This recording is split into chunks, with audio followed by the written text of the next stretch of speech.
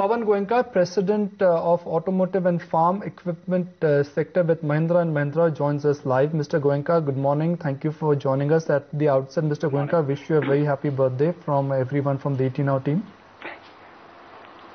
Thank you. Thank you very much. So on your birthday, you're working, you are at office early in the morning, no celebrations? Well, it's 59th birthday, so 59 is nothing exciting. Well, 60 is still 1 year away, think about it. 60 is 1 year away, we'll celebrate when I'm 60.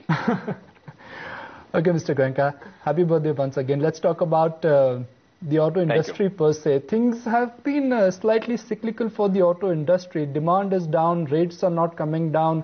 Do you think it's going to be a while before the dynamics of the auto industry will change? Well, it certainly seems that way right now. Nothing much has changed in the last 4 weeks. We were hoping for some kind of a stimulus package to come in. Hasn't happened. I do believe that it is under consideration, but not happened so far. And therefore, as I've said before, that we need some kind of a trigger for the industry to turn around.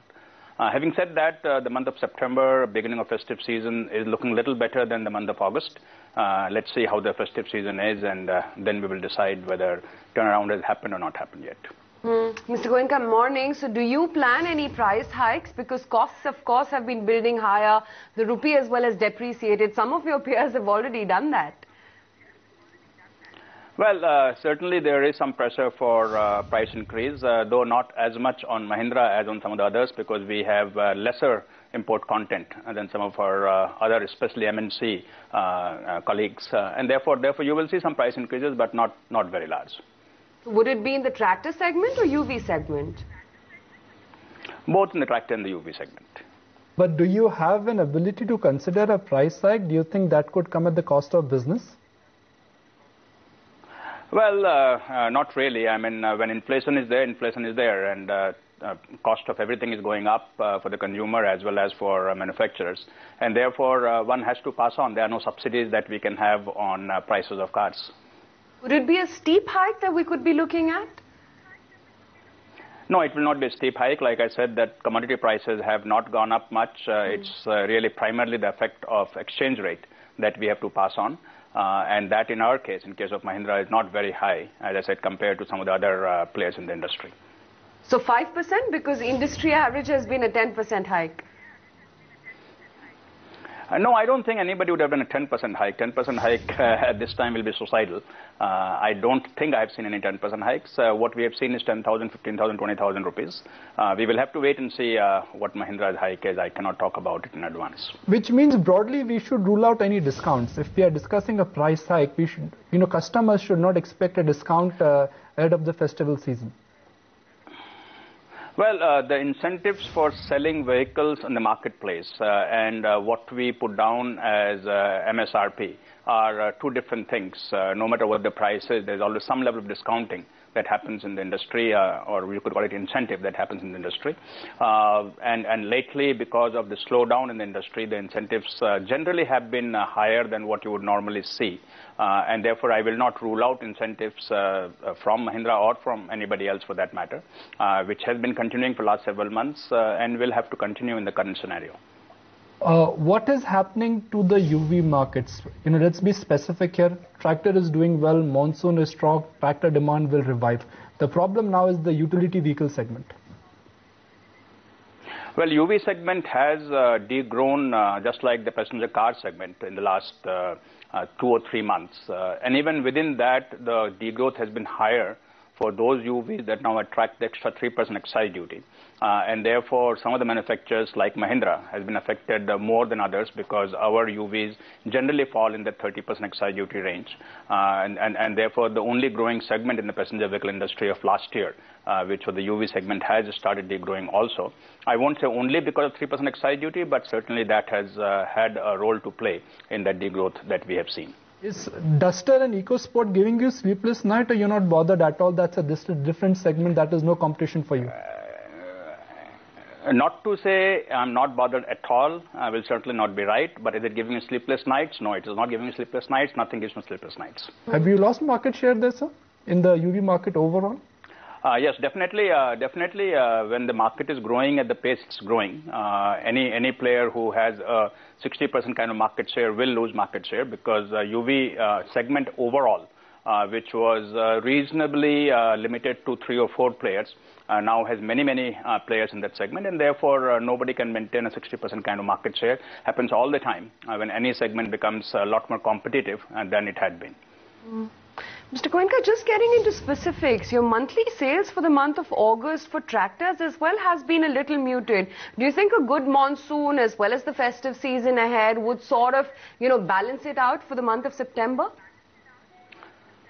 Well, the growth in the industry in the month of August was of the order of 10%, if I recall, and which is somewhat lower than what we have seen in January, February, April, May, June, and July. But it still remains overall YTD at about 20% level, and Mahindra has grown almost at the same level as the industry. So I will not say that the sales have been muted. 10% growth by no means is muted sales for tractors, given that last year we had a degrowth in the industry. The monsoon season continues to bring in a good demand for tractors, and I would expect that the festive season will be good for the tractor industry and for Mahindra, therefore. Mr. Goenka, after the credit policy was tabled on Friday, representatives of auto industry, they went on record and they made a case, look, interest rates will go up and auto demand will not revive. But is there a direct correlation between interest rates and auto demand? Because historically we've seen every time interest rates have gone up, especially between 2000 and 2012, auto demand was not influenced. Well, interest rate is just one factor. And so one cannot say that there is interest rate direct correlation. But if you were to hold everything else constant, yes, of course, higher interest rates means higher EMI, and higher EMI would mean lower demand.